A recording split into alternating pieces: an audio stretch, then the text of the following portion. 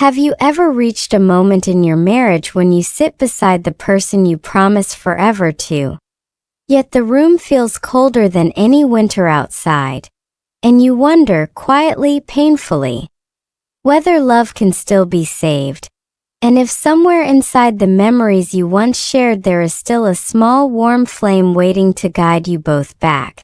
Because this video is the story of the night I found that flame again in Denmark. Fireplace of Memories. Imagine walking into your own home and feeling like a visitor. Your hands cold, your thoughts louder than your footsteps, and the person you love sitting just a few feet away but somehow living on a different planet. Denmark had a strange way of amplifying that silence. Maybe it was the long winters. Maybe it was the dark mornings. Or maybe it was simply that marriage sometimes drifts quietly, like a boat untying itself from the shore while you're too tired to notice. But the truth is this: nothing prepares you for the moment you realize the distance didn't happen overnight.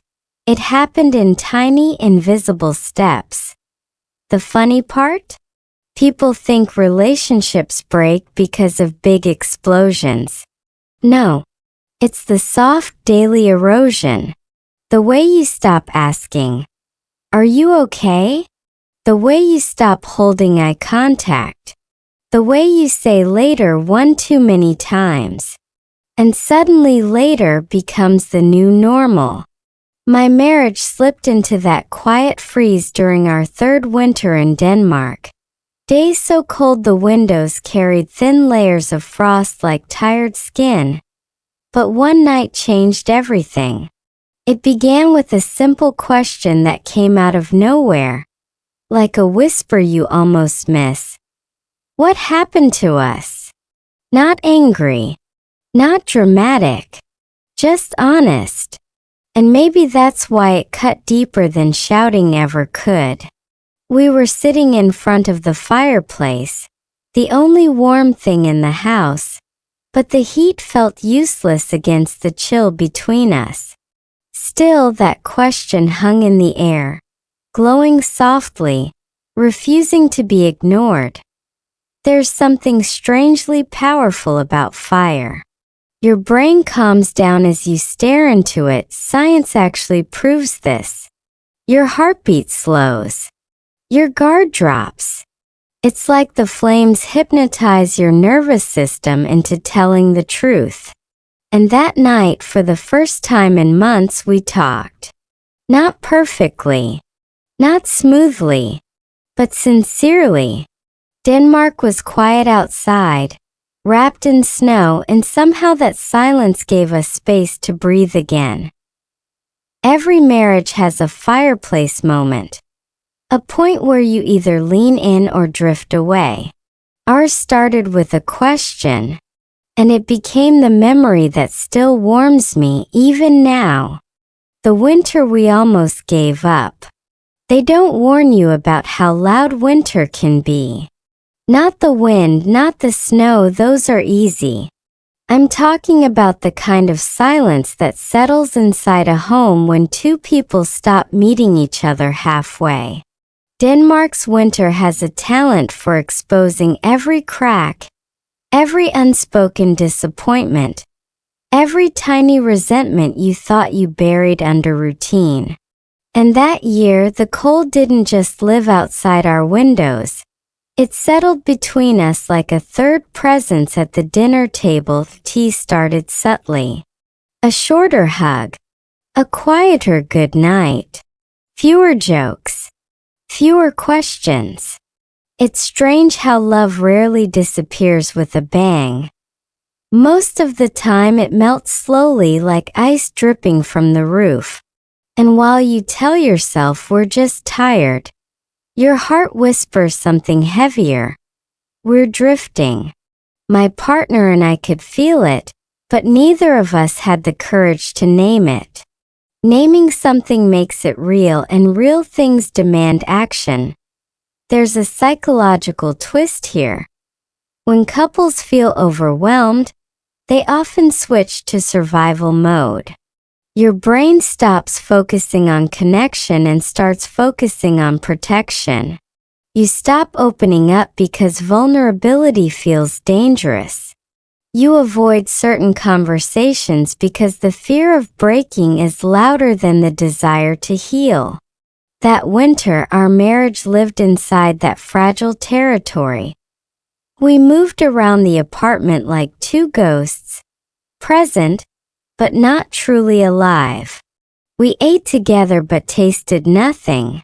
We lay in the same bed but dreamed separately. Even the simplest things became difficult. A question like, "How was your day?" suddenly felt like climbing a mountain.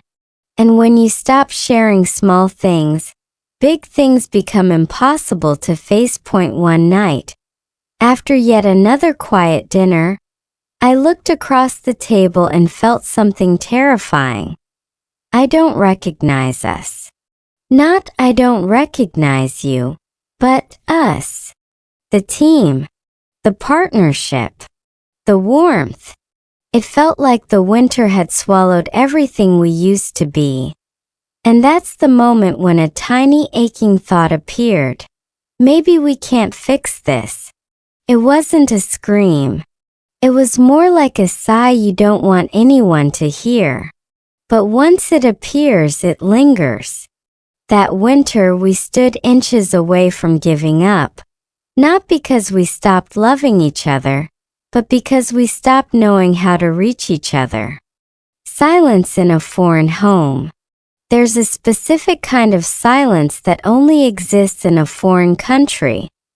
A silence that feels heavier because you're already far from everything familiar. And when that silence lives inside your marriage too, the world suddenly feels twice as cold. Our apartment in Denmark was small, warm-colored, and filled with soft lights, yet somehow it echoed. Not literally, emotionally. The walls held the sound of everything we weren't saying. Most evenings, we sat next to each other on the couch like two polite strangers waiting for a delayed train. Phones in hand, eyes unfocused, hearts somewhere else. And it wasn't because we were bored of each other. It was because we had forgotten how to reach each other without fear of being misunderstood. Ironically, we lived in a country where we were already speaking a second language every day. Yet the hardest words to say were in our own. Psychologists call this phenomenon emotional muteness. It happens when your nervous system is so tired or overwhelmed that it chooses silence as a survival strategy. Instead of risking conflict, it shuts down. Instead of risking vulnerability, it withdraws. And here's the uncomfortable truth. Emotional silence can feel safer than emotional honesty. At least for a while. That I remember one evening so clearly it feels like a photograph. We were sitting side by side, the fireplace crackling softly, the world outside covered in snow. My partner's face was lit by the warm glow. And for a second, they looked exactly like the person I fell in love with years ago. My heart wanted to reach out. My hand stayed still. My mouth stayed closed. That's the cruelty of emotional distance. You feel everything but express nothing. And the silence, oh, it becomes its own language. A heavy one. Each pause at dinner. Each unfinished sentence. Each forced smile. You begin to read meaning where there is none. And you begin to fear meaning where there should be comfort. Your brain starts whispering small lies. They don't care. You're failing. This is hopeless. And once those whispers settle, it becomes even harder to speak. But maybe the most painful part of that period wasn't the silence itself. It was the fact that neither of us knew how to break it. We were two people waiting for the other to make the first move, not realizing that the longer you wait, the colder a home becomes, no matter how strong the heater is. A conversation by the fireplace. Here's the strange thing about breaking points. They never look dramatic in the moment. They look ordinary. That night in Denmark, nothing special was happening. No big argument. No slammed doors. Just the two of us sitting near the fireplace, wrapped in the orange glow that made everything feel softer than it really was. The fire crackled the way it always did, but something in the air felt different, like the quiet had finally grown too heavy to carry. Your brain knows when you've reached your limit before your mouth does. It's a biological truth. When emotional tension stays too long in the body, it starts pushing for release. Through a shaky breath, a sudden tear, or a sentence you didn't plan to say. For me, it slipped out so quietly I almost didn't hear myself. Are we okay? The kind of question that feels simple but lands like a meteor. My partner looked up, startled, like I had thrown a pebble into a frozen lake and the cracks were spreading fast. At first, they said nothing. Not because they didn't want to talk, but because they were afraid of saying the wrong thing. And honestly, so was I. But the fireplace did something strange to us that night. Watching real flames has been shown to lower stress responses. Scientists say it mimics the primal comfort our ancestors felt when gathering around fire. Suddenly, the room didn't feel like a battlefield. It felt like neutral ground. I miss us, they finally whispered. Not a long speech. Not a complaint. Just 3 words heavy enough to knock the wind out of me. And just like that, the ice between us cracked. Not melted, cracked. Breaking ice is messy, loud, uneven. So was our conversation. We stumbled. We paused too long. We talked in circles. One moment we were calm, the next moment overwhelmed. But we kept going, guided by something small but real. A shared desire to understand rather than defend. We admitted things we had been holding back for months. Little hurts that had piled up like snow on the roof. We talked about the loneliness of living in a foreign country. The pressure of pretending everything was fine. The fear of disappointing each other. And for the first time in a long time, we weren't talking to win. We were talking to reconnect. Somewhere between the flickering shadows on the walls and the trembling honesty in our voices, I felt something shift. Not a grand reconciliation, just warmth. A tiny flame reigniting where I thought only ashes remained. It wasn't perfect, but it was real. And sometimes that's enough to begin again. Rediscovering each other. The morning after that conversation felt strangely unfamiliar. Like waking up in a house you've lived in for years, but suddenly noticing the furniture again. Nothing dramatic had changed. We were still the same 2 people, still living in the same small apartment in Denmark, still surrounded by the same snow-covered streets. But something inside us had shifted. The air felt lighter. The silence felt softer. And for the first time in months, I didn't feel like I was sharing a home with a stranger. Rediscovery doesn't happen in a cinematic burst of passion. It happens in tiny, awkward, hopeful steps. That week, we found ourselves doing things we had stopped doing long ago. I made coffee the way they liked it, extra warm, a bit of sweetness. They asked how my day was and actually waited for the answer. We didn't suddenly become perfect versions of ourselves, but we showed up, and that alone felt like a small miracle. There's a psychological truth here most people never learn. Connection isn't rebuilt through big gestures. It's rebuilt through consistent micro moments. A hand brushing theirs when you pass. A genuine laugh over something stupid.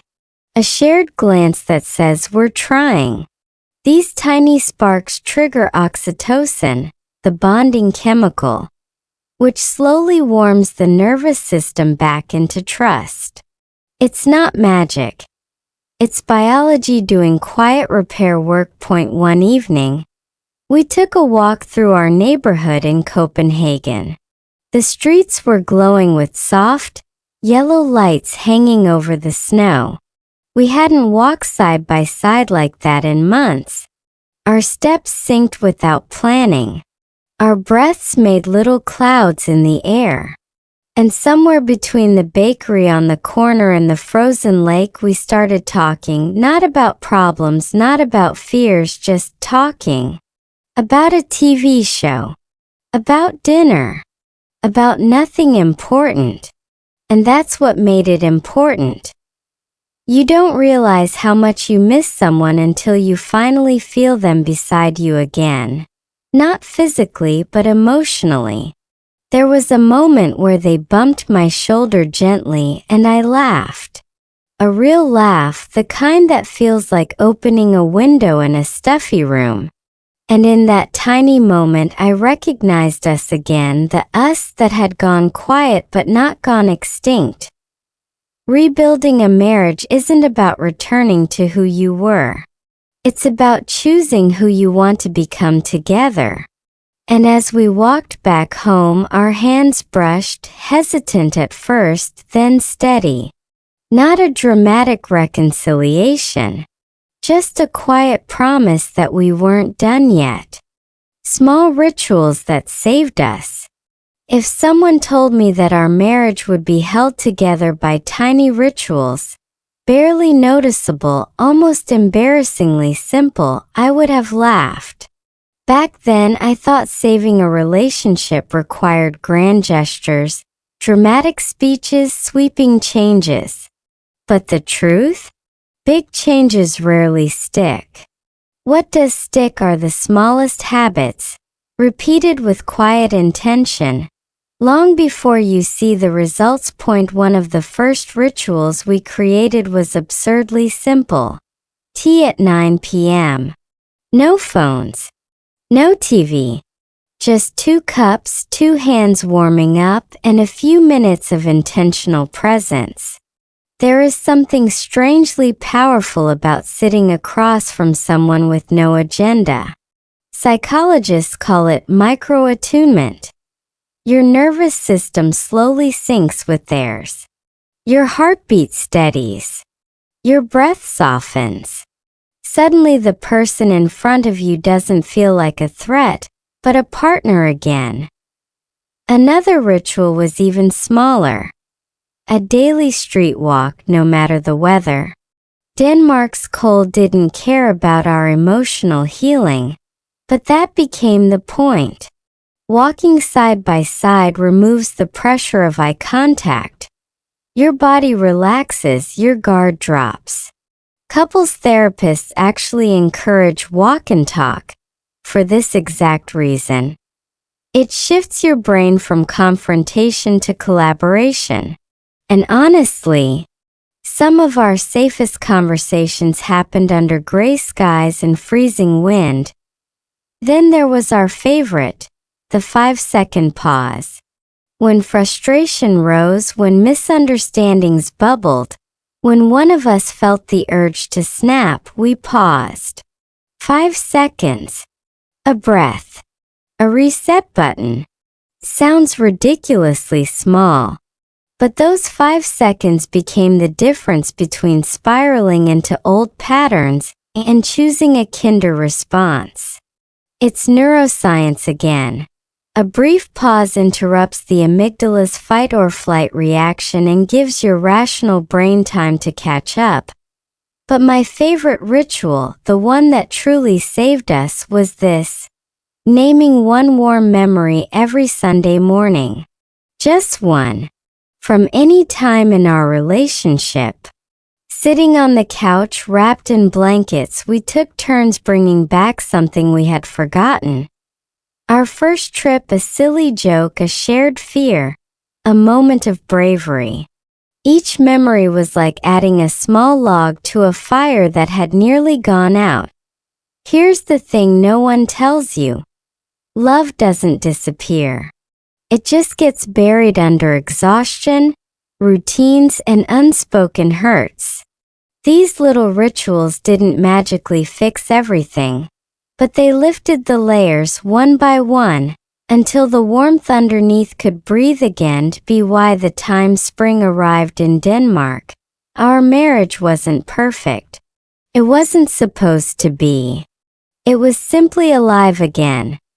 Held together not by grand gestures, but by small stubborn acts of choosing each other daily. The memory that still warms me. There's one memory from that winter in Denmark that I carry with me every day. A small quiet moment that somehow became the anchor of our relationship. It wasn't a grand declaration of love, nor a dramatic gesture. It was a Sunday morning, the sky pale and gray, the kind of day that makes the world feel slow and heavy. We sat together on the couch, blankets around our shoulders, a cup of coffee in each hand, and we began our ritual of naming one warm memory. My partner smiled first, remembering a rain-soaked afternoon when we had danced in the streets of Copenhagen, laughing like fools while everyone else hurried by with umbrellas. I laughed too, remembering how I had slipped in the puddles, and they had caught me in their arms, pretending not to notice. It was silly, yet somehow it wasn't. It was a reminder of who we were before winter's cold had crept in, before silence had settled between us. The fireplace crackled in the background, its warmth reflecting off the walls, and for a moment, the apartment felt like a sanctuary. Science actually explains why moments like this feel so powerful. Shared positive memories release oxytocin and dopamine in the brain, chemicals that deepen trust and connection. But it's more than just chemistry. It's recognition. It's the acknowledgement that despite all the challenges, you are still a team, still capable of joy, still capable of love. I realized then that warmth in a marriage isn't about grand passion or constant excitement. It's about remembering and returning to small, meaningful moments. That memory became my inner fireplace. Whenever I feel doubt, fear, or exhaustion, I close my eyes and feel that warmth again. It reminds me that even after the coldest, darkest winters, connection can survive if tended carefully, patiently, and with love. We learned that warmth doesn't always come from dramatic reconciliation. It comes from noticing, choosing, and valuing each other over and over. That morning wasn't perfect. There were awkward pauses, unfinished sentences, and little laughter that stopped and started. But it was real, and that authenticity, that imperfect shared warmth, is what still sustains me. This memory, fragile as it might seem, became the heartbeat of our relationship in Denmark. It taught me that love can persist not because it's always grand or easy, but because we keep returning to the fire, even when the world outside feels unbearably cold. Your own fireplace moment. Now take a moment and imagine your own life. Think of the relationships, the partnerships, the bonds that have cooled over time. Not because love disappeared, but because silence, fear, and routine crept in unnoticed. We often wait for grand events to fix what feels broken. Yet the truth is simpler. Warmth, connection, and understanding are built in the smallest, quietest moments, the ones that often go unseen. Denmark taught me that lesson the hard way, through a marriage teetering on the edge, through winter nights that felt endless, through conversations by the fireplace that healed more than words ever promised. Your own fireplace moment might not happen in a dramatic way.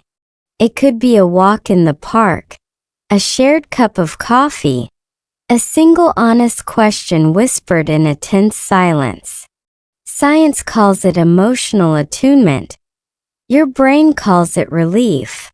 But what matters is that you choose to show up, to reconnect, to tend the ember that never fully went out. These moments are small, almost invisible, yet they carry the weight of possibility. Possibility that love, trust, and understanding can return, even when everything feels frozen. So here's the invitation. Find your fireplace. Sit with the person you care about. Ask the hard questions gently. Listen. Share one memory that reminds you why you began together. Don't wait for perfection. Don't wait for the world to align. Warmth exists when you intentionally tend to it, moment by moment. And as you nurture that ember, you may find that, like us, your relationship can survive the coldest winters, the longest silences, and emerge stronger, more intimate, more alive. Remember, love doesn't vanish. It waits quietly, like a fire beneath the ashes. And sometimes all it takes is one spark of courage to feel it again.